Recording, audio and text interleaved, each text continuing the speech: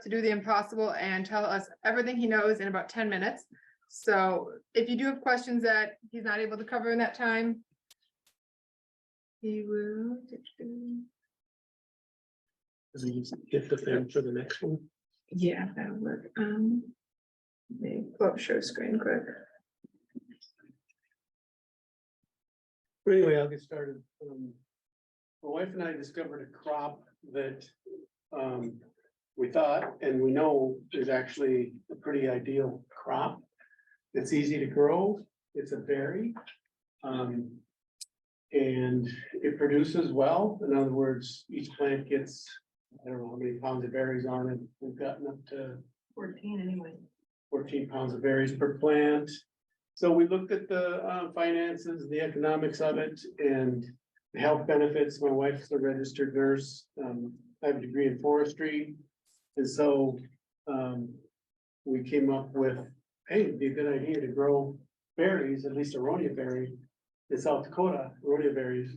So this is pretty much about Aronia berries, but it could be apples, it could be any kind of anything. We actually grow black currants also, and then haskaps or honeyberries.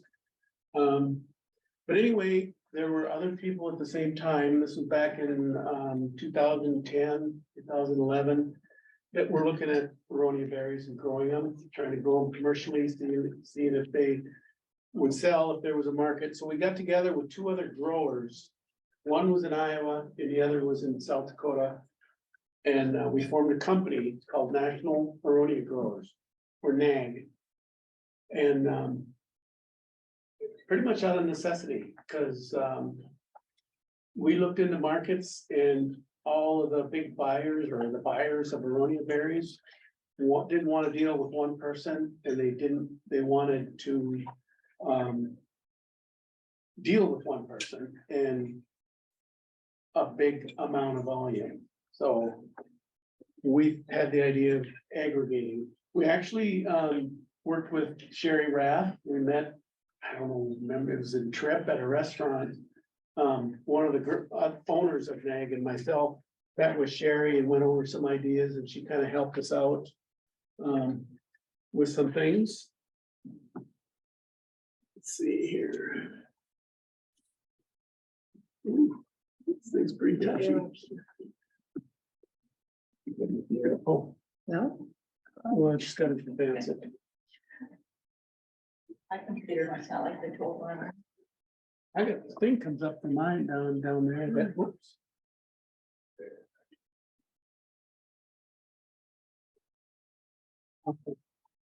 Okay, so we came up with some, this is 3 growers at a meeting. Actually, we met with a whole bunch of growers numerous times. Then it came down to 3 growers that thought forming this company was a good idea.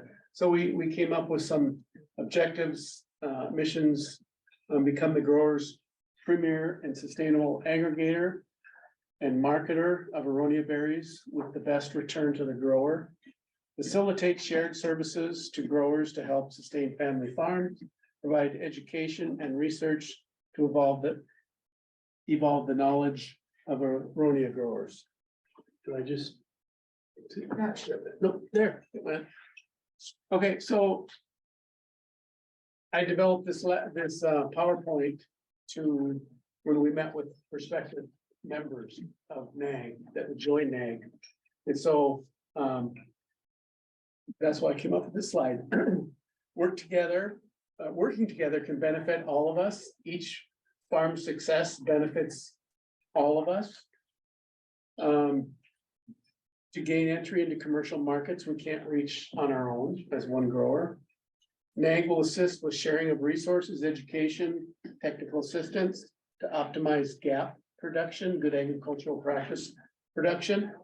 Aggregation provides greater marketing stability year after year through the geographic area. So if one state or part of South Dakota was in a drought, there would still be berries from other parts of South Dakota that would be aggregated. So there would always be berries or markets. Let me see where we're at here. Okay, so along with mission and objectives and why NAG was needed, we divided it into a couple more things, or I did. One of them is what will NAG provide to the grower? And the other one is what will the grower provide to NAG? So it's a two-way thing. So NAG would provide a marketing specialist to help market the berries. NAG pays for storage costs of Aronia berries delivered to the processing facility. So we had a number of facilities where growers would bring their berries, and then they would be sanitized, destemmed, bag boxed, and frozen. And then National Aronia growers would pay month to month for cold storage of everybody's aggregated berries. And the good thing is, because co-ops have been tried and failed, and so we wanted to not necessarily be like at least the one co-op that tried and failed. So we said whenever our marketing specialist sold berries, everybody would get a check, and it's based on their percentage of the inventory for that year. So we thought that was, rather than the people that sit on the co-op board, their berries seem to sell first.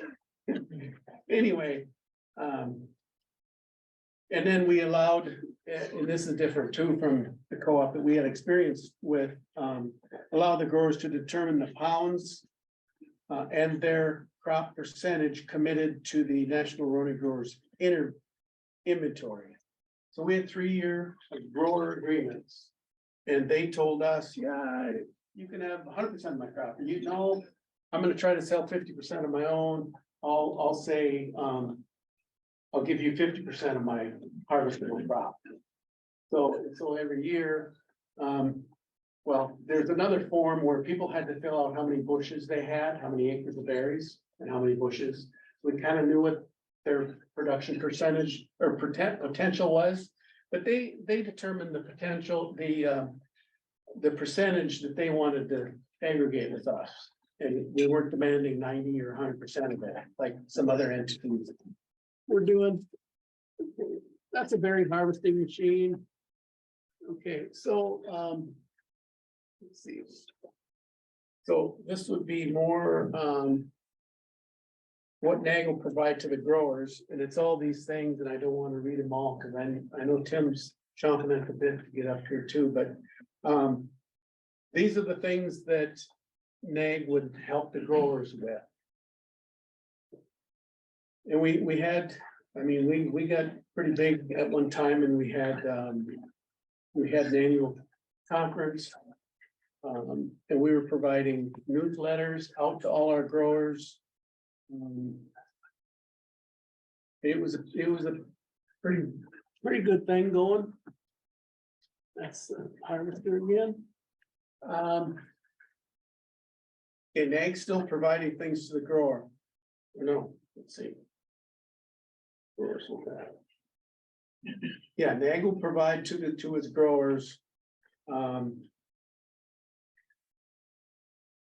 They have to sign if they join us, there's a marketing agreement that is signed. And then there was 4 levels based on the number of producing plants. So basically a membership fee, only we were told don't call it a membership fee or we'd get in trouble for something, calling it a membership fee. And then we had, if they'd come back and give us the same amount or more, there was a loyalty bonus. As far as the price per pound, they would get a little bonus. And then NAG would not market berries from non-NAG growers. That was in there. We had contracts. Okay, let's see. Okay, so this was our fees based on the number of bushes. So the less bushes you had, the less the annual, and we didn't call it a membership fee. What would we call it? Marketing fee. And the fees were used for advertising campaigns to promote the Aronia berry, food shows, fairs, marketing and business expenses of NAG. So that's what these fees went towards.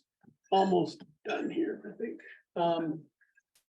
Okay, so what the grower had to do, grow and deliver the highest quality and safest fruit possible. And meet the terms of the 3-year marketing agreement, maintain proper and current field management, documentation, as far as harvesting, storage. We had a not a lot, but we had some requirements like within the 3 hours of harvesting, because you're harvesting in August, September, so it's hot out there. So within, I think it was 3 hours of harvesting, you had to have your berries cooled down to 40 degrees. So a lot of people would have reefer trucks rented on their farm that were cooling constantly, so that they could cool the berries down. And anyway, so we provided them with all the requirements to grow a good quality berry and get it to us safely. So the grower providing to NAG marketing agreement. Allow berry fields to be inspected by a national Aronia grower inspector or representative. Allow berry inspection at the designated cleaning and destemming processing facility. Abide by confidentiality and non-disclosure agreements.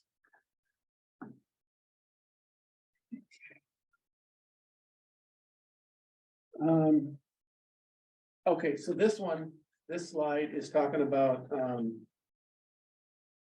basically the cost to the grower.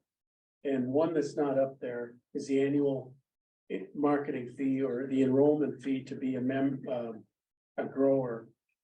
And like I said, it was based on this number of bushels they had. So then we tried to have a slide so that people could judge with their size operation and the number of plants, what their cost of production would be.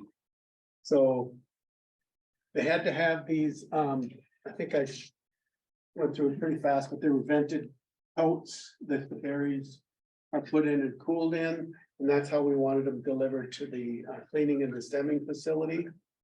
So they had to get totes, and we bought semi-loads of totes. So we got really cheap prices to the growers for the totes, or they didn't have to buy them from us either, but harvesting and cooling costs.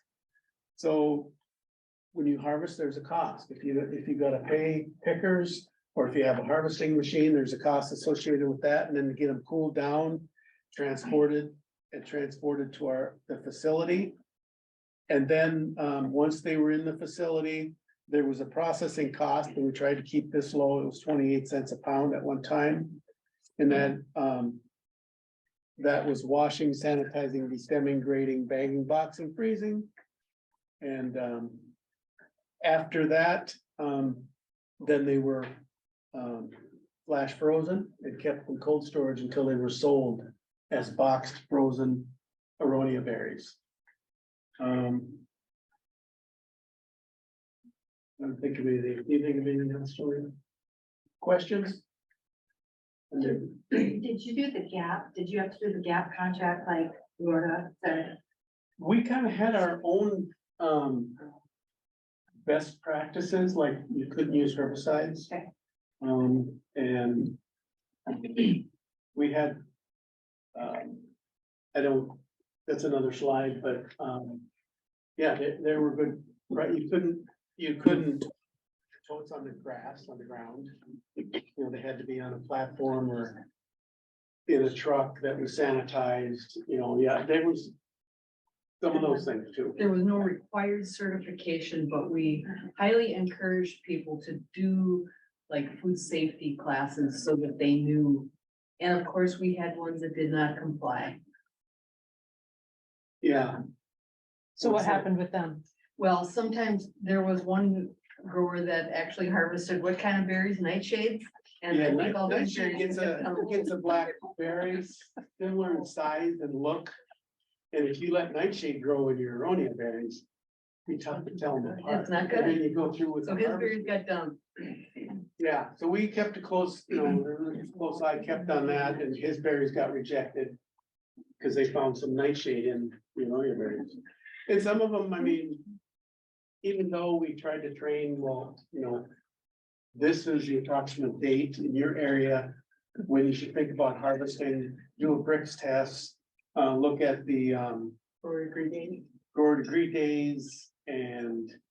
And all that kind of stuff, and some berries would come in, little tiny little things that were still red and, how do you train somebody? But. I mean, that's a very rare case, but there were pallets of berries rejected. Because of that, but other questions? If anyone online has questions, throw them in the chat and pass them along. Okay. I will turn it over.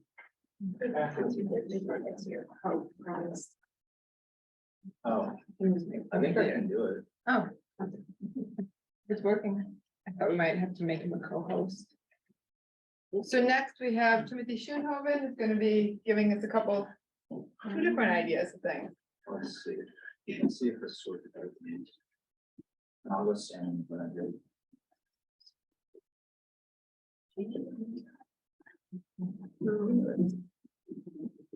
Already up, so I'm gonna do that, yeah, it's already there. Right. This is the other stuff. Oh, Yeah. I guess I gotta put no. Yeah. All right.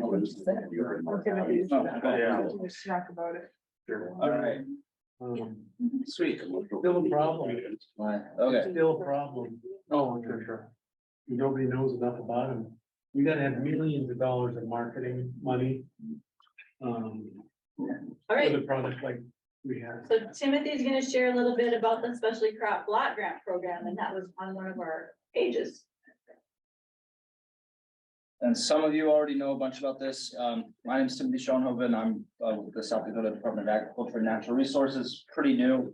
But one of the things that I get to do is administer this program, which the state stewards. It's a federal block grant, so every state has an opportunity to participate. And most of the funding for this program ideally goes to folks like yourselves who pose really great projects. So I'm just gonna run through this very quickly, just so you have an idea. Well, before we even go into money, the specialty crop block grant, the program exists to enhance the competitiveness of specialty crops. That could be a wide range of things. It could be more marketing or more production focused. It could even be related to like seed development or pest, fighting pests. It can be a wide range of things. Carrie, Sherry, Laura, Jeff, they've all done projects before. So, and then Christine Lang and Rhoda Burrows on the phone here. They have some active grants. So there's lots of resources here in this room, in this meeting, and in this network. That could share you just really great expert advice on potential project ideas if this is something that you're interested in. But the idea is projects benefit the industry of specialty crops in the state. That's what the money federally is supposed to go to. And you have a lot of flexibility in what you might be interested in doing, as long as it's a project idea that's intended to kind of promote and advance specialty crops as an industry within the state. So it's really an investment ideally in producers, but it's also, research, marketing. SCBG as an association has done a lot of projects that benefit both the industry kind of as a brand, but also individual producers. So that's kind of the overview of what this program is about. Every year we receive funding that's sort of a reflection of the Census of Agriculture and how much specialty crop is grown in the state. So this year we're looking at $370,000-ish, a lot of which will go on to producers. Just so you all know that this is on your radar, we're gonna hopefully within the next week send out a link. I hope if I can get this posted and approved with a request for applications, which will detail everything that you need to know in order to apply. And then it'll be due in late March to us, the state. We have an expert panel of individuals who have been involved in the industry here in the state for a long time, who kind of scored projects. And then once the state has the projects we'd like to fund, We have to go get federal approval for that. And then these are 3-year projects that would start at the end of September. Again, kind of the industry has given us these priorities. We solicit input from you all. So access, kind of that focus on production and distribution, availability of specialty crops. And that could be a wide range of things. It could, be berries, honey, floriculture, horticulture, your standard fruits and vegetables. So that production distribution element is pretty key for folks. Consumption and consumer purchasing, so maybe more of the marketing tilt that we were talking about earlier is also a priority for the state, and then the environmental sustainability element can be kind of woven in to a lot of different projects. So those are some of the things that we hope to see people thinking about when they propose projects this year. And then my information, this will get sent out to everybody who registered. You can reach out to me for more information, and I'm hoping to do an office hours meeting in a couple of weeks where, anybody who's interested can join and ask more questions. And we don't currently have an FAQ online, so I'd like to get that set up. So any questions that you all have, I'm trying to develop that because I know other states have done that where, if people have the same questions over and over again, it might be helpful for us to have a place where you can go look at that anytime. So that's something that I'm hopefully going to be working on. A newer program that you probably have not heard about before, Local Foods Purchase Assistance Program. I know some of you were aware when this opportunity came out. This is a food assistance program. The state was able to secure funding that we have given mostly as a sub-grant to Feeding South Dakota.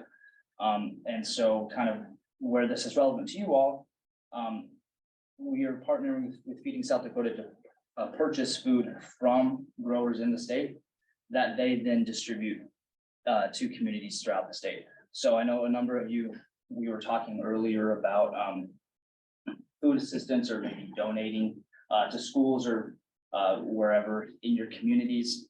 This is an opportunity to get paid by Feeding South Dakota for your product at a market rate.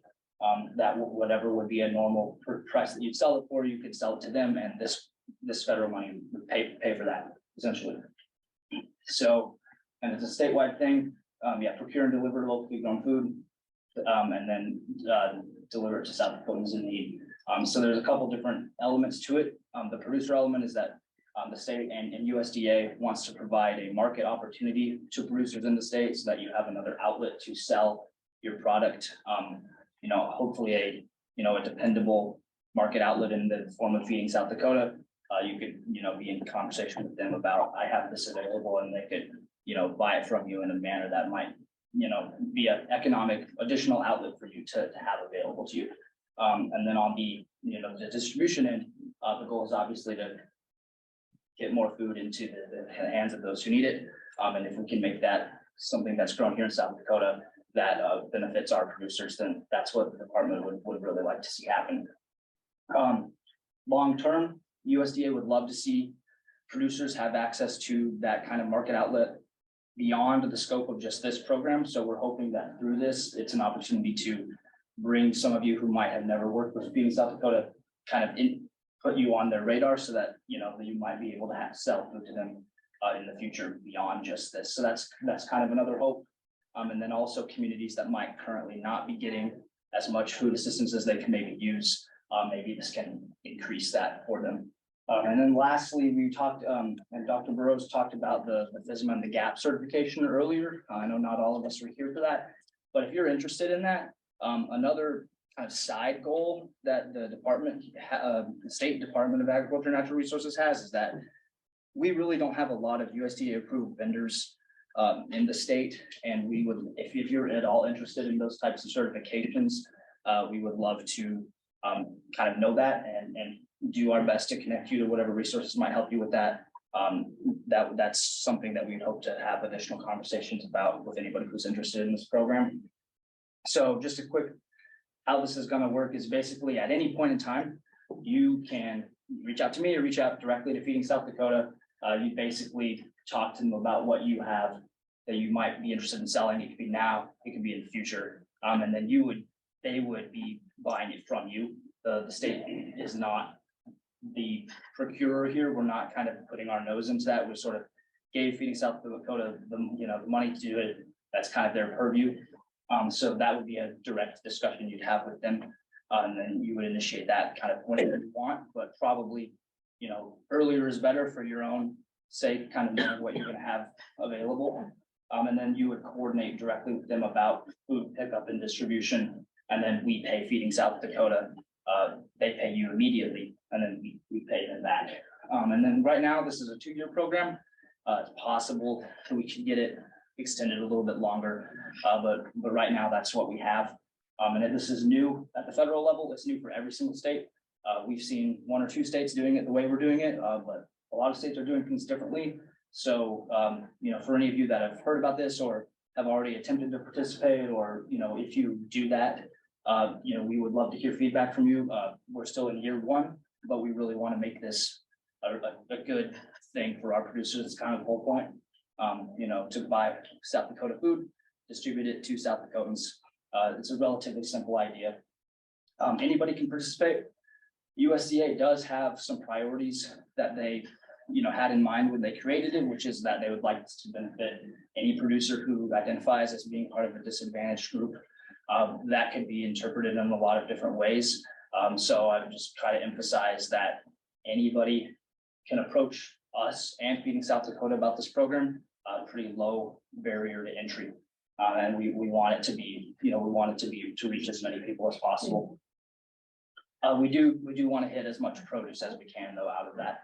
But in addition to produce, meats, poultry, eggs, there's a very broad range of what's allowed to use the money for. There's very few restrictions. So, we want to spend it as fast as possible because we have a pretty limited time to spend it. And we have a lot of money, frankly, that we can spend on this program that we want to be going to you, not going back to USDA because we didn't spend it. Obviously, where you are, what you have, when you have it, those are logistics you'd sort out with Feeding South Dakota. So, those are case by case situations that might impact how easy it is. But those are conversations that Feeding South Dakota regularly has and is having with everybody. And then you talk with them about specifications. We talked a little bit about packaging and things like that. So those are all just kind of technical details that you would be sorting out with them. But any way that I can help with that, I would be happy to. I think this is actually Laura's point here at the end, but just good advice to sort of, if you participated in a farmer's market or something like that, have that in mind, just in terms of what you might be trying to hit in terms of requirements and quality and things like that. So a couple steps to get involved. I have a questionnaire here. There's also one online, but if you're interested, I can give you a paper form and you can give it back to me today if you want to. Basically just spell out very basic information about who you are, where you are, what you want to sell, and when, if you know anything like that. And you would just have in mind when you're talking with Feeding South Dakota, things like what products you have, what price you'd want to sell it for. And then you coordinate with them about all those details. And if this is something that you see yourself being interested more in like a year from now down the road, I want to plant that seed now. That would be great if you're thinking long-term like that. Doesn't have to be something that you're doing, tomorrow. We have a little bit of time on this. And then if you have anybody that who is a local South Dakota grower, would love for them to also be aware of the opportunity. We want to reach as many producers as we can with this. And if your community could use more food assistance, we talk a lot with Feeding South Dakota about how we can reach more people through this program. So would love to also receive that feedback from you. And then you can, check this out when Laura sends it around too. There's a little bit more information in there about product inspections and whatnot that Feeding South Dakota is. Basically your standard stuff, like, whatever your normal quality assurance stuff is for eggs, it's probably what they do, that kind of thing. So that's the program. It's new, we're excited about it, but it's very new to us. So would really like to get that information into as many hands as possible and get as many people who are interested potentially in participating, start talking with you, start having you talk with Feeding South Dakota about what might help you get involved with that. So those are the 2 current opportunities. I will say Feeding South Dakota told me to tell you all that they are right now, they're really in business mode. So if you know that you're going to be growing produce, or, you know, if you're gonna have beef or whatever meat available, you know, say spring, summer, they would really like to talk to you sooner rather than later. So they can start figuring out, okay, they're on this transportation route, this is the timing that we might be able to get that. And then you can, you know, you can set up a transaction with them for that. So, hoping to kind of, yes, put that on everybody's radar. That's great. Thanks, Timothy. And like you said, I'll be sending out in probably like 2 days, watch for an email from me. That'll have a folder with, like his presentation. I'll also be sending out a Google form. That'll kind of be an eval from today, but also a next step. You've had time to digest these thoughts. What do we actually want to see come from as far as action from this meeting? Talking about specialty crop block grants that SPA has, we have one to complete a specialty crop economic impact study. So on this top link here is a QR code. You can fill this out, and it just gives us information about specialty crop producers. So that would be basically everyone but meat and dairy and egg would be a specialty crop. SDSU is also partnering with NDSU to do a high tunnel survey. So if you have any form of high tunnel, low tunnel, Christine would probably tell me just anything that looks like a tunnel that you grow things in, please complete this survey and it'll help them develop a course. And yeah, also on the block grant thing, the things I wanted to point out is like we have one block grant right now that's helping retailers, so different retailers across the state that sell specialty crops from local producers to help them with the marketing. So that way they can sell more and then in theory buy more from local producers. So you can get pretty creative with it and they are pretty beneficial and great for our state. With that, I also just, since we have Ryan here from Platte Locker, I asked him to talk for a little bit. It's an opportunity for those of us in the middle part of the state to have state inspected meat. So if you just want to give us a quick talk about what you guys offer, that'd be great. Sure. We do a number of different things, but speaking about being state inspected. So we are not USDA. We are a state inspected plant, which means I can't cross state lines with my product into retail or donation stores or facilities. Having said that, we do have the capability to donate to in-state food pantries and or the program Feeding South Dakota. It just has to be specified before the animal is brought into slaughter that it is going to be donated, because that product is going to not just a household, it's going to public. So that's kind of something that's neat. We're regulated by the Animal Industry Board of South Dakota, which AIB is regulated by USDA. So we follow a lot of the same guidelines. But it's just, I can't cross state lines, and there's a few things in there that they're almost as clear as mud, I guess, until you're actually dealing with it.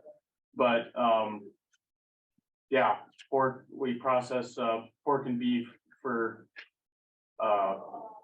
retail and or to individuals, households. We make retail snack sticks, jerky, sausages, stuff like that. Going to other retail stores, grocery stores, convenience stores, things of that nature.